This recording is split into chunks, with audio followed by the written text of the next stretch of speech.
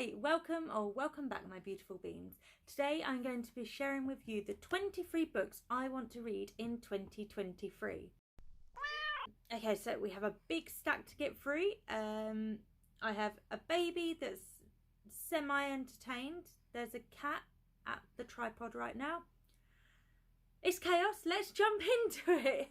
So to help with one of my 2023 goals of reading through my physical TBR, all of these books on my 23 to read this year are books I already own.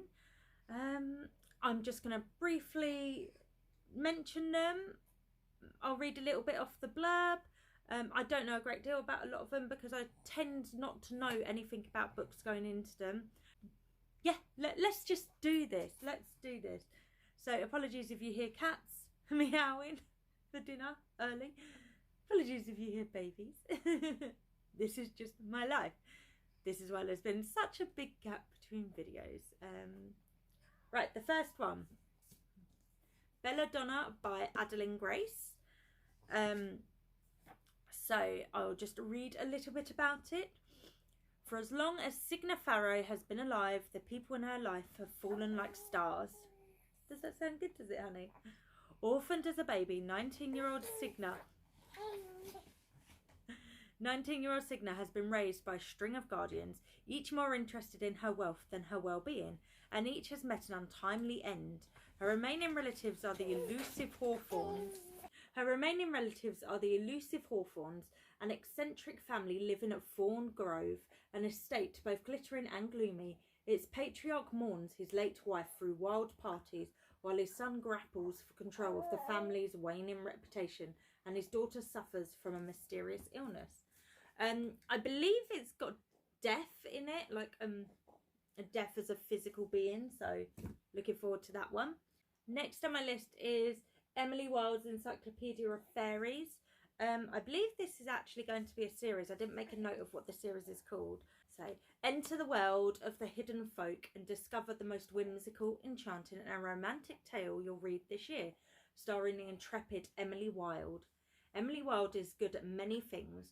She is the foremost expert on the study of fairies. She is a genius scholar and a meticulous researcher who is writing the world's first encyclopedia of fairy lore.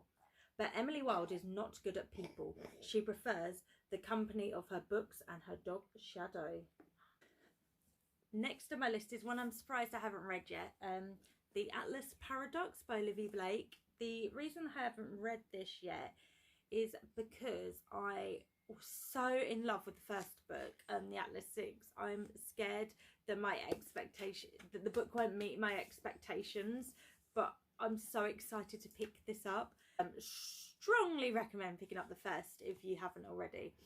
6 competed, 5 entered the society. Now 2 paths lie ahead. The world's best magicians were offered a choice. Could they kill one of their member for limitless power? For most, the decision seemed easy. Then everything went wrong. Very much looking forward to that one. Can you stop peeping up at the camera, please, little miss? Next on my list is Night Bitch by Rachel Yoder. I believe this one is a film coming out this year with Amy Adams. So, freedom comes in many forms. At home full-time with her 2-year-old son, an artist finds she is struggling.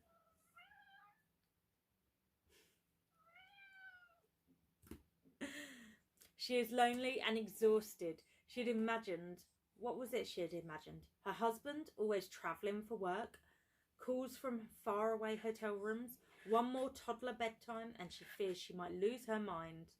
I mean, we've all been there. I believe she thinks she's turning into a dog, which... Next on my list, Things Have Gotten Worse Since We Last Spoke and Other Misfortunes by Eric LaRocca. So this one I wanted to read when it was Things Have Gotten Worse Since We Last Spoke. I didn't pick it up in time before it got traditionally published, which is great. So now it's actually a book of short stories as well. So a whirlpool of darkness churns at the heart of the macabre ballet between 2 young women in an internet chat room in the early 2000s. A darkness that threatens to forever transform them once they finally succumb to their most horrific desires. A couple isolate themselves and remote island in an attempt to recover from their teenage son's death when a mysterious young man knocks on their door during a storm. A man confronts his neighbour when he discovers a strange object in his backyard, only to be drawn into an ever more dangerous game. 3 devastatingly beautiful written horror stories from one of the genre's most cutting-edge voices. What have you done today to deserve your eyes? So I'm very much looking forward to that one. Next is one I've had a couple of years, and I always look at it and get nervous because it's huge. There's a couple on this list that I'm probably going to say the same about. But Peace and Turmoil by Elliot Brooks. This is the first in the Dark Shores series. I don't know if it's going to be a trilogy. I think it is. I'm a big fan of Elliot's YouTube channel, and I'm so excited to pick this up. I'm just so nervous. It's you know, it's a big one. It's a chunk. It's a chunk. So 30 years of peace have graced the lands of Abraham. The waning bloodshed from the War of Fire has ended, and the new generations have only the horrid tales of their forefathers to remind them of their country's past. Poverty no longer prevails. The sights and palms of the man have grown soft, yet 4 nations dictate more power than they know. I believe she's currently writing book 2, so I need to pick this up ASAP in time for book 2. Next up on my list is Confessions by Kano Minate, and it's been translated by Stephen Snyder. So this one says, her pupils murdered her daughter. Now she will take her revenge. After calling off her engagement in the wake of a tragic revelation, Yoko Moriguchi had nothing to live for except her only child, a 4-year-old child named Manomi. Now, following an accident on the grounds of the middle school where she teaches, Yoko has given up and tendered her resignation. My understanding is that one of the pupils was responsible for the death of her child, and I believe this is told, the same story is told through multiple perspectives. Next up is Ace of Spades by Frida Abiki-Midi. So this is a compelling, incendiary and unputdownable thriller with a shocking twist.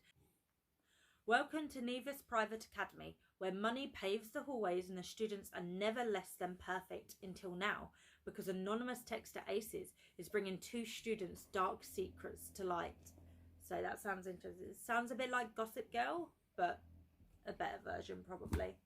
This is one I've been wanting to pick up since I won it in a giveaway, and I just don't know why I haven't yet. Look at that cover. It's gorgeous. This is Blackwater Sister by Sen Chiao. So her grandmother may be dead, but she's not done with life yet. As Jessamine packs for Malaysia, it's not a good time to start hearing a bossy voice in her head. Broke, jobless and just graduated, she's abandoning America to return home. But she last saw Malaysia as a toddler, and she is completely unprepared for its ghosts, gods and her eccentric family shenanigans. Next is The Girls I've Been by Tess Sharp. To understand my story, you first have to know about the girls I've been, and that starts with my delightful con artist mother, because I didn't choose a life of deception, I was born into it. So this is about a young lady who is a con artist and has many different names. A Certain Hunger by Chelsea G. Summers. From her idyllic farm-to-table childhood to the heights of her career as a food critic, Dorothy Daniels has never been shy about indulging her exquisite tastes, even when it led to her plunging an ice pick into her lover's neck. So I believe this is a story about female rage and cannibalism, and I am here for it. The King in Yellow by Robert W. Chambers, with an introduction written by David Stewart Davis. This is a short story collection that I've been wanting to pick up for absolutely years, so I just need to do it now. With its strange, imaginative blend of horror, science fiction, romance and lyrical prose, Robert W. Chambers' The King in Yellow is a classic masterpiece of weird fiction. This series of vaguely connected stories is linked by the presence of a monstrous and suppressed book, which brings fright, madness and spectral tragedy to all those who read it. An air of futility and doom pervade these tales like a sweet insidious poison. Dare you read? And it's a short story. I mean, the text is tiny, but still, no excuse for me not to have read it by now. Next is Before the Coffee Gets Cold, Tales from the Cafe, which is a second book in the Before the Coffee Gets Cold series. by Toshikazu Kawaguchi, translated by Jeffrey Trosselott. In a small back alley in Tokyo, there is a cafe which has been serving carefully brewed coffee for more than 100 years. But this coffee shop offers its customers a unique experience, the chance to travel back in time. The first one in this series had me weeping. Apparently this one isn't as upsetting. Next is Only a Monster by Vanessa Len. I don't know much about this one. It says at the back, don't forget the rule. No one can know what we are, what you are. You must never tell anyone about monsters. It should have been the perfect summer. Sent to stay with her late mother's eccentric family in London. 16-year-old Joan is determined to enjoy herself. She loves her nerdy job at the historic Holland House. And when her super cute co-worker Nick asks her out on a date, it feels like everything is falling into place. Okay, so yes, it is another day. We are going to get this done. We have 9 books left. Hopefully no cat interruptions, probably baby interruption. Okay, next on my list is Daughter of the Moon Goddess by Su Lin Tan. So this is the first in the Celestial Kingdom duology, and this follows a young woman's quest to free her mother, which pits her against the most powerful immortal in the realm, setting her on a dangerous path where those she loves are not the only ones at risk. Maybe inspired by the legend of Chiang the Moon Goddess, this captivating debut weaves Chinese mythology into a sweeping adventure of love and family, immortals and magic. I have a ridiculous amount of like Greek retellings and Greek mythology books on my TBR, and I really need to find more from other cultures. So this is definitely one I want to get to as soon as possible. Next is Blackwater Manor by Guy Morpus. So I've not heard anyone talking about this. I got it in an Abominable box subscription. But can we just appreciate that cover? The colours are beautiful. So it says, a locked room, a brutal murder and a killer who can unwind time. In the former mining town of Black Lake, there is an old story about a shipwreck with only one survivor. His descendants have a unique ability. Once in their lives, and only once, they can unwind the events of the previous 6 hours. That sounds awesome. It sounds like a mixture of, not Pyro, maybe more like Jonathan Creek, if you know who Jonathan Creek is. And if you do, we should be friends. Next on my list is Juniper and Fawn by Ava Reid. I'm hoping to read the 10 finalists for the Goodreads horror, and I'm really pleased to see that this was on that list, because that means I can knock one off quite quickly. So this has a gruesome curse, a city in upheaval, a monster with unquenchable appetites. As the last true witch is living in a city shifting from magic to industry, Marilyn Chen and her 2 sisters are little more than tourist traps as they treat their clients with archaic remedies and beguile them with nostalgic charm. I think this is quite a dark take on a fairy tale trope, so looking forward to that. Well, I'm looking forward to all of them. I don't need to say that for every book. Next up is the first in the Duskwalker Bride series, and it is A Soul to Keep. Let's just appreciate that cover.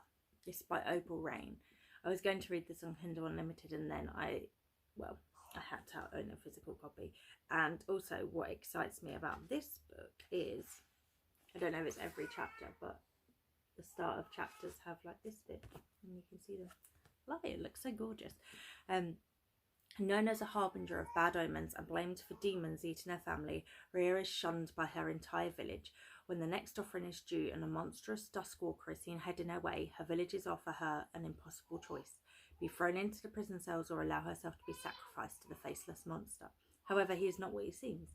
His skull face and glow eyes are ethereal, and she finds herself unwittingly enchanted by him. Apparently the smartness is chef's kiss. On a completely different vein to the last one, The Wicked King by A. Ankrum. I believe this is about someone's descent into a mental health breakdown. The pages, I believe, show his mental health basically deteriorating, and then it looks like there's a bit of hope at the end. Jack once saved August's life. Now can August save him? August is a misfit with a Primrose streak. Oh, sorry to interrupt. I just realised it's the same author as The Weight of the Stars, which is another book I want to read. Oh, brilliant.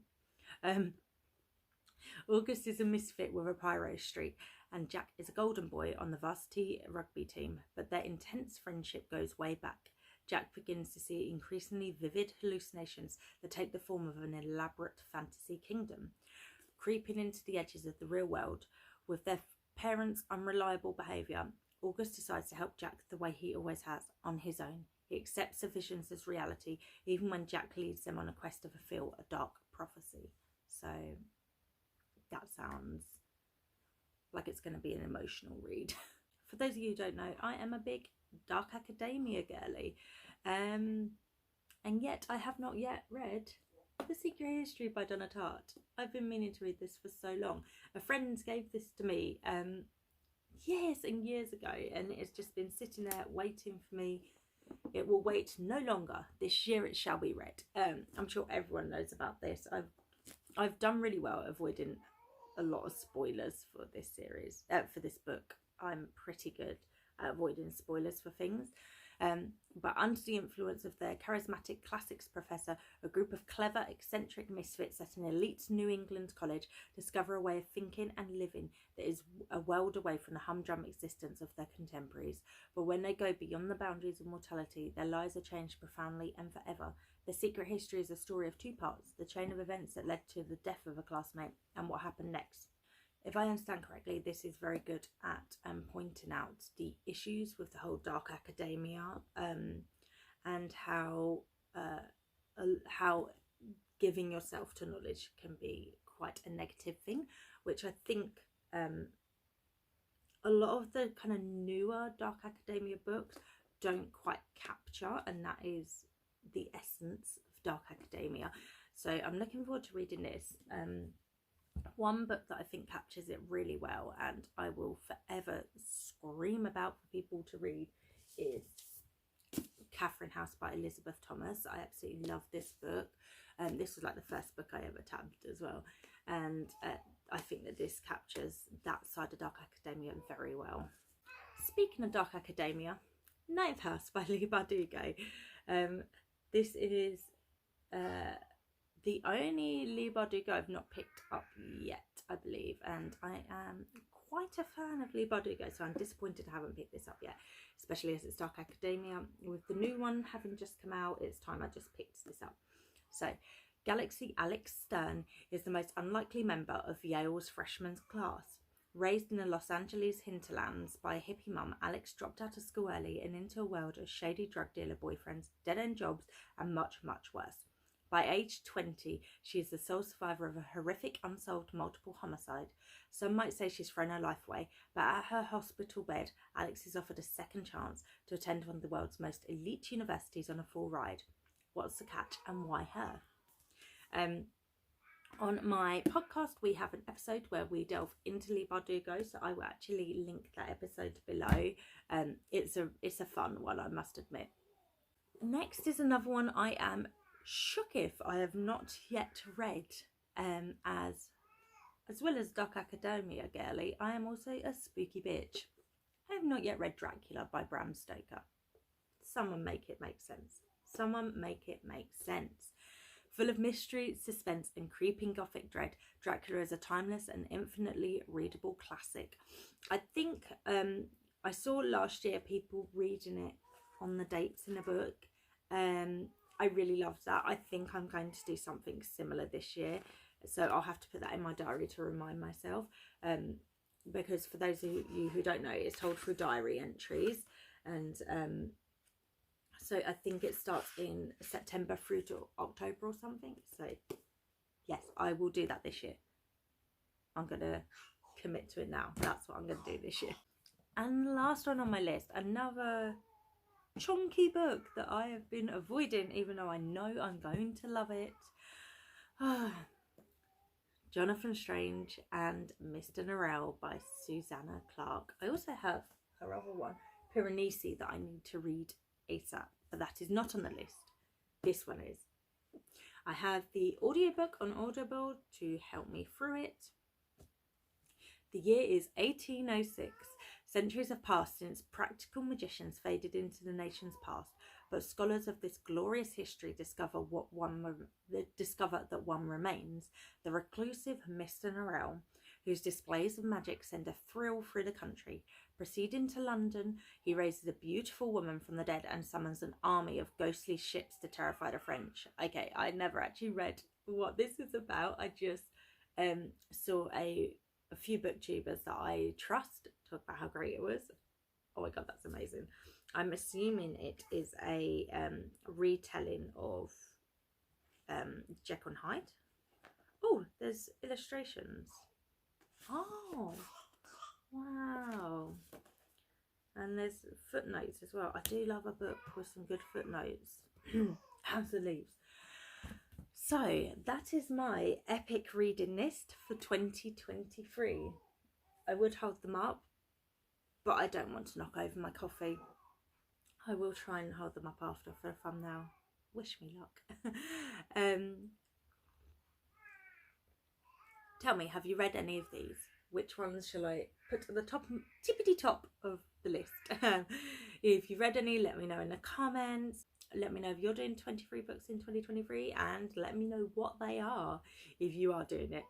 If you want to hang out any more, all of my links are going to be in the description, including a link to the HarperCollins Union Fund. Yeah, thank you for joining me today, and I hope to see you again soon. Bye, friends.